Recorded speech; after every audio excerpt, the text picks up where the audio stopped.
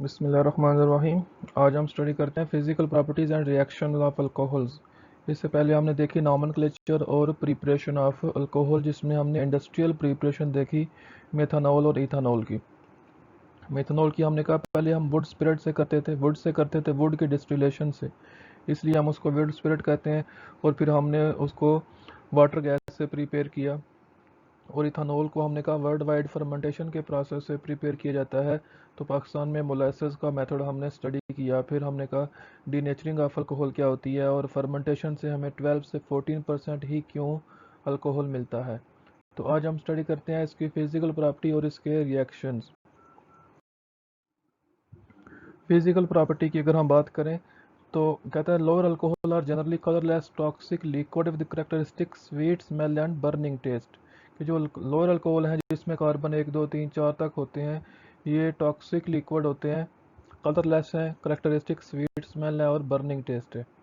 They are readily soluble in water but solubility decrease in higher alcohol. कि water में ये hydrogen bonding की वजह से रेडिली सॉल्युबल होते हैं जो लोअर अल्कोहल होते हैं, जिसमें कार्बन 1 2 3 4 तक हो।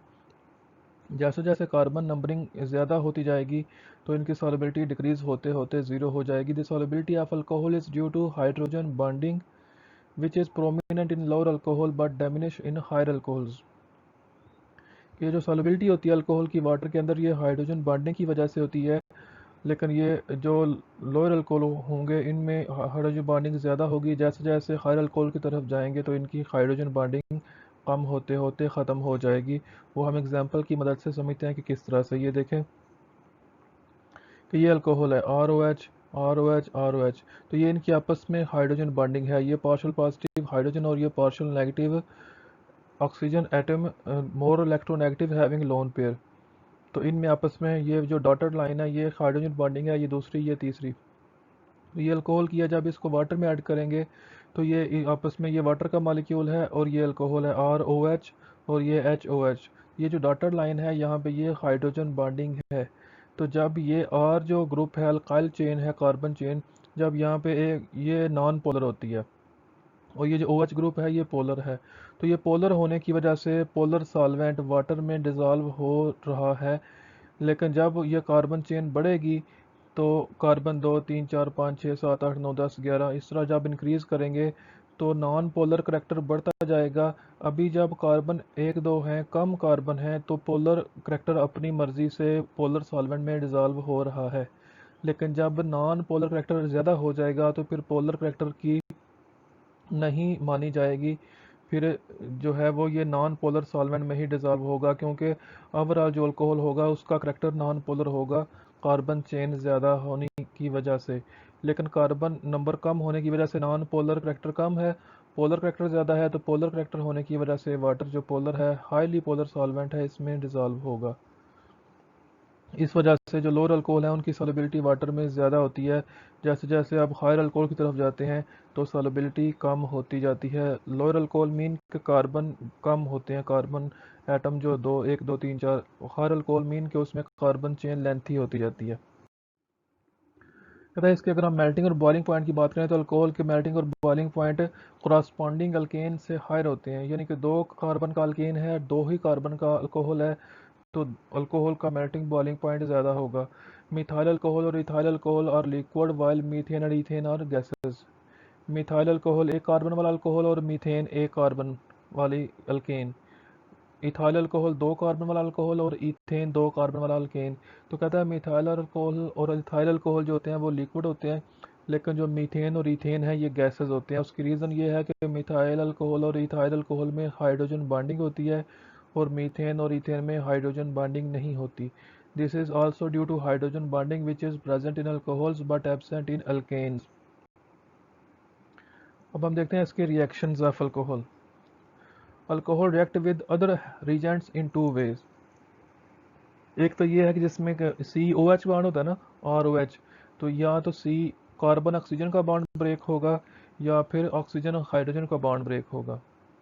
दो ऑप्शन है यहाँ पे कि ROH COH इसमें होगा, तो या तो CO का बॉन्ड ब्रेक होगा ऊपर वाला या OH का बॉन्ड ब्रेक होगा। और किस टाइम कौन सा बॉन्ड ब्रेक होगा ये डिपेंड करता है अटैकिंग रीजेंट के ऊपर कि अटैक करने वाला रीजेंट किस तरह का है, वो न्यूक्लियोफाइल है या इलेक्ट्रोफाइल है। अगर तो वो न्यूक्लियोफाइल हुआ तो वो CO बॉन्ड को ब्रेक करेगा, अगर वो इलेक्ट्रोफाइल हुआ तो वो इलेक्ट्रोफाइल को रिप्लेस करेगा, OH बॉन्ड ब्रेक करेगा। Which bond will break depend upon the nature of attacking reagents. क्योंकि जब यहाँ पे न्यूक्लियोफाइल अटैक करेगा तो यहाँ पे ऑक्सीजन नेगेटिव बन के जाएगा, यानी कि न्यूक्लियोफाइल ही रिप्लेस होगा न्यूक्लियोफाइल के साथ। यहाँ पे पीछे कार्बोकैटाइन बनेगा। तो अगर यहाँ पे इलेक्ट्रोफाइल आएगा तो फिर H+ बन के रिलीज होगा, इलेक्ट्रोफाइल इलेक्ट्रोफाइल को रिप्लेस करेगा। On the other hand, if electrophile attack on alcohol, it is the OH bond which breaks. Electrophile आएगा तो H+ को इलेक्ट्रोफाइल को रिप्लेस करेगा, अगर न्यूक्लियोफाइल आएगा तो OH- न्यूक्लियोफाइल को ही रिप्लेस करेगा। ये देखें, न्यूक्लियोफाइल इसके ऊपर अटैक किया तो OH यहाँ से चला गया, इलेक्ट्रोफाइल आया तो सिर्फ H चला गया यहाँ से। तो ये आपने देखना है कि वो जो अटैकिंग रीजेंट होगा उसकी नेचर इलेक्ट्रोफिलिक है या न्यूक्लियोफिलिक है। The order of reactivity of alcohol when CO bond breaks. जब CO बॉन्ड ब्रेक होगा तो कार्बोकैटाइन बनेगा, तो कार्बोकैटाइन मैंने कहा था टर्शरी वाला स्टेबल होता है, तो इसका मतलब है पहले टर्शरी होगा, फिर सेकेंडरी होगा, फिर प्राइमरी अल्कोहल होगा। टर्शरी अल्कोहल सबसे ज़्यादा रिएक्टिव है, उसके बाद सेकेंडरी, फिर प्राइमरी। क्योंकि यहाँ पर OH बॉन्ड ब्रेक होगा, OH चला जाएगा CO बॉन्ड ब्रेक होकर, तो कार्बोकैटाइन बनेगा C+। तो जब उसके साथ 3 मिथाइल ग्रुप अटैच होंगे तो फिर ये C+ स्टेबल होगा, टर्शरी अल्कोहल, टर्शरी कार्बोकैटाइन। तो टर्शरी सबसे ज़्यादा रिएक्टिव होगा, फिर सेकेंडरी और फिर प्राइमरी।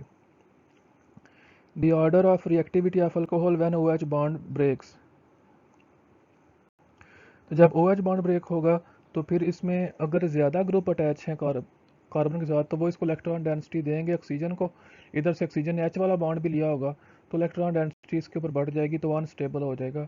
इसलिए मिथाइल अल्कोहल सबसे ज़्यादा रिएक्टिव है, फिर प्राइमरी अल्कोहल, फिर सेकेंडरी और सबसे कम टर्शरी। क्योंकि टर्शरी के केस में इसने H वाले इलेक्ट्रॉन भी ले लिए हैं और कार्बन से भी इलेक्ट्रॉन डेंसिटी जब विदड्रॉ करेगी इंडक्टिव इफेक्ट के थ्रू तो ये अनस्टेबल हो जाएगा इलेक्ट्रॉन डेंसिटी ज़्यादा होने की वजह से, इसलिए टर्शरी कम रिएक्टिव होगा इलेक्ट्रोफाइल के केस में, टर्शरी ज़्यादा रिएक्टिव होगा न्यूक्लियोफाइल के केस में। तो ये थोड़ा कंसेप्चुअल है, इसको अच्छी तरह से समझ लें। नेक्स्ट लेक्चर में हम स्टडी करेंगे इनके रिएक्शन के, कौन से रिएक्शन है जिसमें CO बॉन्ड ब्रेक होता है और कौन से जिसमें OH बॉन्ड ब्रेक होता है।